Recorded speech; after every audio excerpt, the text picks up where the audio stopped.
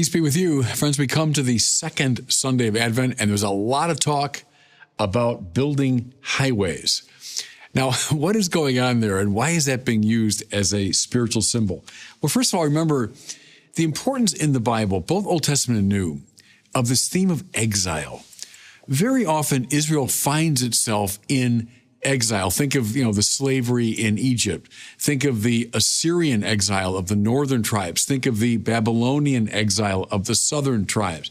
Israel being sent away from its own promised land. And so a great hope, and you hear it throughout the Bible, is that one day the exiles and the slaves will return.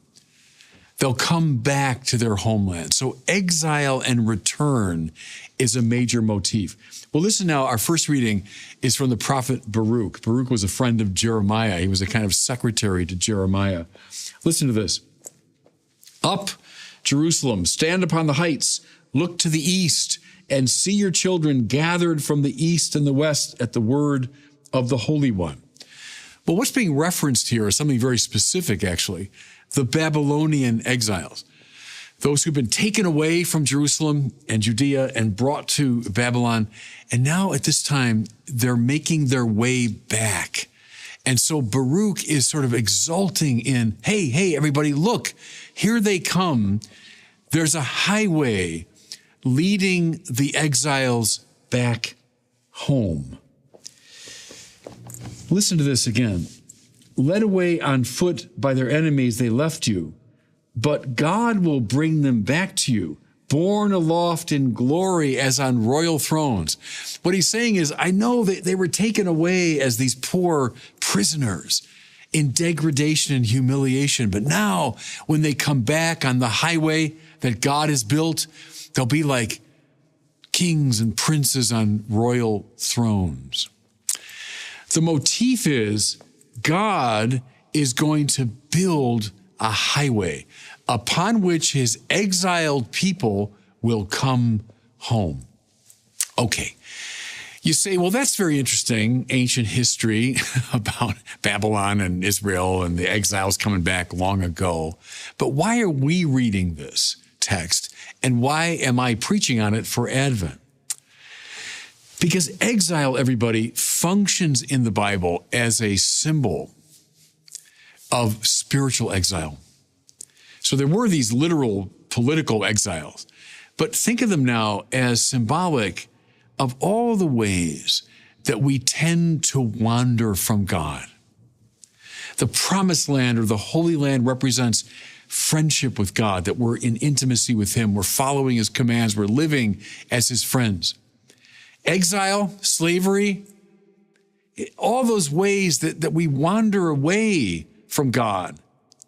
And we find ourselves, spiritually speaking, in a distant land.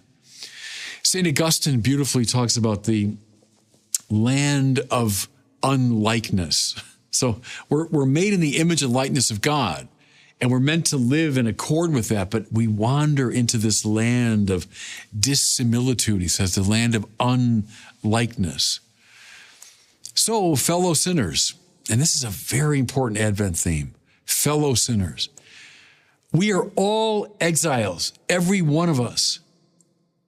In the measure that we sin, in the measure that we are stuck in the slavery of sin, we find ourselves in a distant land, lonely, isolated, alienated. Remember the great Advent hymn, O come, Emmanuel, and ransom captive Israel that mourns in lonely exile here. That's the theme. So when you hear that hymn, and trust me, you've heard it already probably during Advent, and it's wonderful, of course, haunting melody, beautiful words. That's what it's talking about. O come, Emmanuel, ransom captive Israel that mourns in lonely exile. What are they asking for? Lord, when are you going to build a highway so we can come back to you? That's what Baruch is talking about. That's why we're reading this text even now. Okay, let's put some meat on these bones maybe. So what does this spiritual exile look like? Maybe better, what does it feel like? Well, think of addiction, self-absorption, indifference to the things of God, materialism, moral relativism, inability to forgive. Think of all of these as blocks.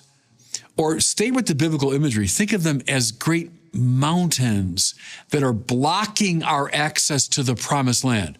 Or think of them as great valleys that are obstructing and making difficult the journey back. What do we hear in the prophet Isaiah? God's going to level the mountains. He's going to fill in the valleys so that now there's a nice, flat, straight highway to him. That's what we're longing for, what we're begging for. Now, who's Jesus? Oh, interesting prophet. No. A compelling teacher from long ago. No. What does he say about himself? I am the way, the truth, and the life. Stay with that first one. I'm the way. I'm the highway. I'm the path. I'm the route. Why did the Lord send Jesus into our world? That he might be the way back. And so if you feel like you're living in Babylon, you feel like you're in slavery in Egypt, you're spiritually isolated, you want to come home, the way has been laid out before you. The building of the highway, in a certain way, it's done. It's done. Jesus is the way. You want to come home? And maybe, again, some listening to me right now, maybe you feel, I'm so far from God. I've wandered so far away from the life of the church. I've not been in the sacraments in ages and confession or the Eucharist. And I'm so sunk in my sin, there's no way. No. Advent's your time. Listen, Advent is your time. And Jesus has been offered to you as the way. He's the leveling of the mountains. He's the filling in of the valleys. Walk behind him. How often we hear that in the Gospels, don't we? Come follow me. Come after me. I'm the gate. Enter by way of me. See, it's the same idea. He's the highway. Okay, so that's one side of it if you want. There's a lot of talk about God preparing a highway. But there's another side to it. And we hear it in the gospel today, which is referring to John the Baptist, who's a great Advent figure. So he's describing his mission, right? And who is he? I'm the voice of one crying out in the desert, prepare the way of the Lord, make straight his paths. And here it is. Every valley shall be filled. Every mountain shall be made low. All flesh shall see the salvation of God. God provides a highway, yes, in Jesus. But is there also work for us to do? Can I lay on you a good Catholic principle? God created us without our cooperation. That's true. We weren't there to cooperate, right? That was a sheer grace. But he can't save us without our cooperation. Now, don't read that as, well, God's being difficult. It's just spiritual logic. See, what's salvation but the love for God? It's the awakening of love. That can only happen through an act of our freedom and our cooperation. Yes, Jesus is there. He's the way. But follow me. Now, you got to cooperate. You got to get on the path. So the other side of the Advent challenge, everybody, is we have to do some highway building too. We've got to do some knocking down of mountains and filling in of valleys. We have to, again, prepare the way of the Lord, a highway now to meet the highway that God has constructed. So can I give you just in a few minutes some suggestions? How do you do this? How do you prepare? Pray. Number one, pray. That means open your mind and your heart to God. It means turn to God in conversation. the way you would with a friend. Speak to God. And you say, oh, Bishop, I've been away from church for so long, the sacraments, and I haven't prayed in forever. Follow what Jose Maria Escrivá said. If you don't know how to pray, all you got to do is say, Lord, I don't know how to pray. And you're already praying, right? It's as simple as that. Turn to God. Ask the Blessed Mother to help, by the way. But turn to God and say, Lord, I don't even know how to pray, but that bishop told me to pray. So what do I say? You're already praying. Maybe there's that rosary that is gathering dust somewhere in a drawer. Maybe your grandmother used to pray it and you have it, but you've not prayed it. Maybe it's hanging from your rearview mirror, but you haven't actually prayed it. Pray it this Advent. Pray. Come back to Mass if you've been away. And of course, a lot of Catholics have been away from Mass. That's a sermon for another day. But here's your time. Hear the voice of the Lord saying, prepare the way. I've laid out the highway, Jesus. All right, get on, walk it. Go to Mass.